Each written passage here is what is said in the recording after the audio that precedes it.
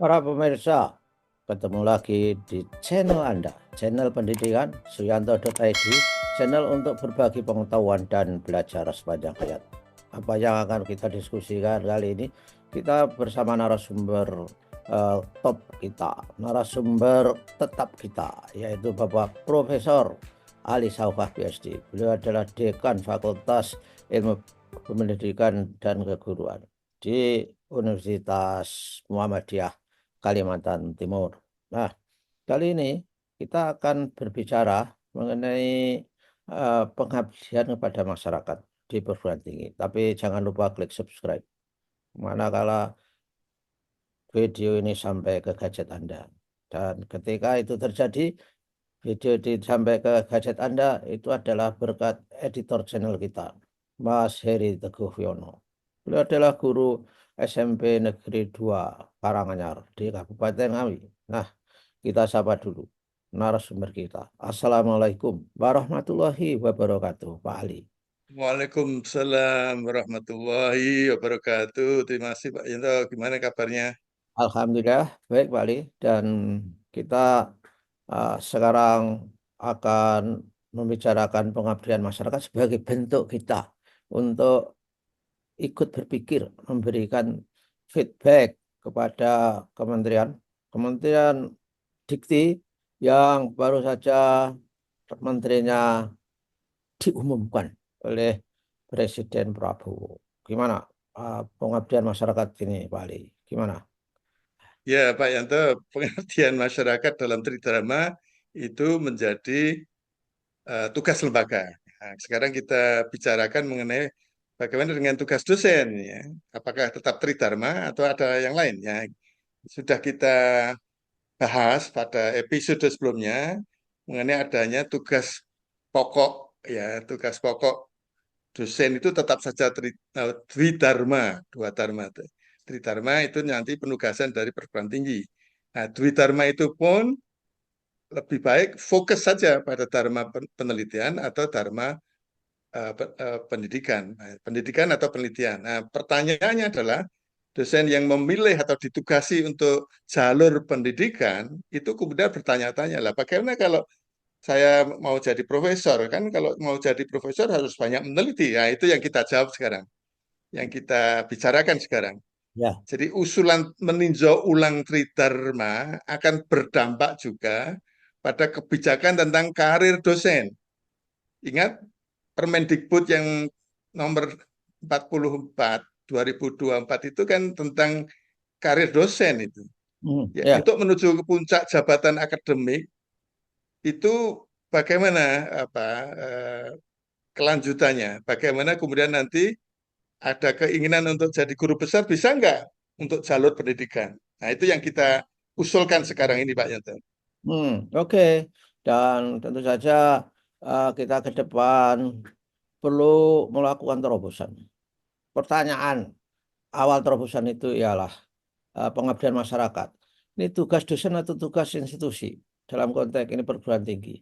Kalau tugas institusi seperti apa, dan tentu saja kita memang akan mengusulkan hendaknya di Dharma perguruan tinggi salah satunya pengabdian pada masyarakat itu menjadi tugas institusi supaya untuk menjamin sustenabilitasnya sesuai dengan visi perguruan tinggi itu. Bukankah begitu, Wali?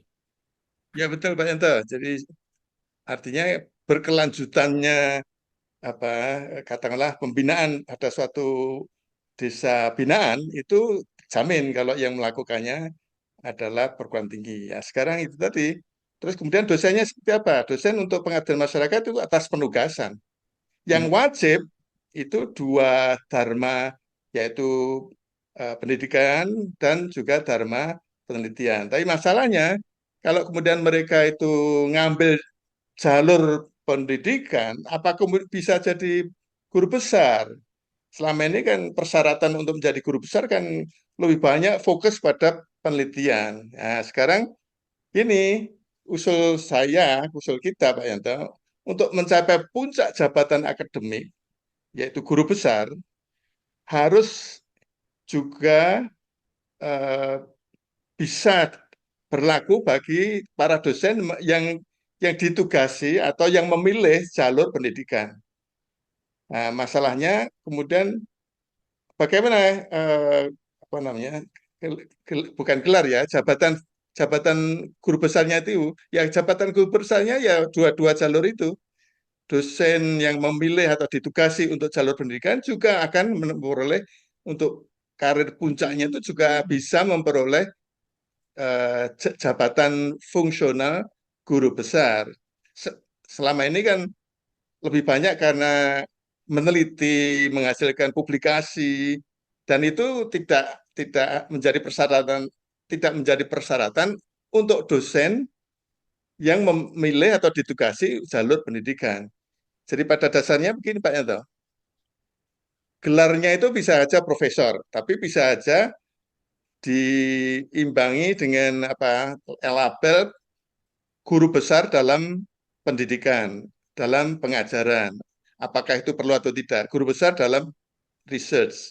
Nah ini kalau ditanya gimana acuannya ini, ya, inspirasinya kalau saya sebut itu model pengembangan karir seperti itu sudah berlaku paling tidak kalau di Google Search atau bahkan ditanya ChatGPT itu pengembangan karir seperti itu sudah lama dilaksanakan di perguruan tinggi yang bereputasi, yang saya sebut saja salah satunya adalah NTU ya, Nanyang Technological University di Singapura yang ranking dunianya itu 30 Pak Yanto. Oke. Menurut US News, World Report dan Times Higher Education. Nah, begini, ini yang saya ingin kutip itu yang dilaksanakan selama ini oleh NTU tadi Pak Yanto. Nah, kita nanti bisa mengadaptasi dan kita bisa mengusulkan ya. Jadi untuk jalur research itu ada 5 level. Ini saya kutip dari NTU ya. Oke. Yang level pertama itu lecturer namanya. Kemudian yang level kedua ini jalur jalur research ya Pak Yanto. Hmm. Lecturer baru kemudian level kedua itu assistant professor, jalur ketiga apa level ketiga ya bukan jalur ya. Level ketiga itu associate professor dan kemudian profesor dan ada jalur kok saya menyebut jalur ya level terakhir level puncak level 5 itu distinguished professor mirip-mirip dengan perguruan tinggi di luar negeri di lainnya. Kalau di Amerika misalnya itu begitu masuk sebagai dosen tetap maka kemudian dia jalur karirnya itu levelnya sudah jelas yaitu assistant professor, associate professor dan professor tiga level saja. Tapi kalau tadi di NTU untuk jalur riset itu 5 level. Nah, sekarang mengenai jalur pengajaran seperti apa? Juga di NTU ini 5 level. Dimulai juga sama yaitu lecturer, tapi kemudian level kedua itu senior lecturer. Level ketiga itu associate professor in teaching. Level keempat itu profesor, full professor ya. Jadi sebelumnya tadi associate professor, kemudian professor in teaching ya. Jalur akhir, bukan jalur akhir. Level kelima itu senior teaching fellow atau principal lecturer. Ini sudah berlaku bertahun-tahun Pak Yanto. Ada 5 level masing-masing jalur tadi. Nah, untuk kita Pak Yanto, kita bisa mengusulkan tetap saja 4 level ya. Sekarang ini kan levelnya 4 ya. Ya. Ada 4 level itu dari AA, apa namanya, asisten ahli, kemudian setelah itu lektor, kemudian lektor kepala, baru kemudian guru besar.